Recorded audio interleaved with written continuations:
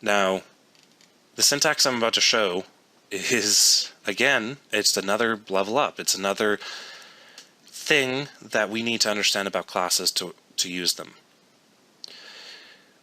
Again, also, what I'm about to show you guys is going to make it clear why there are parentheses right here in line 34 and 40 and so on. So let's talk about another kind of member that we can place into a class. We've talked about adding fields into our classes, and we've talked about adding methods into our classes. But there are lots more things that we can put in our classes, and one of them is called a constructor. A constructor is a special method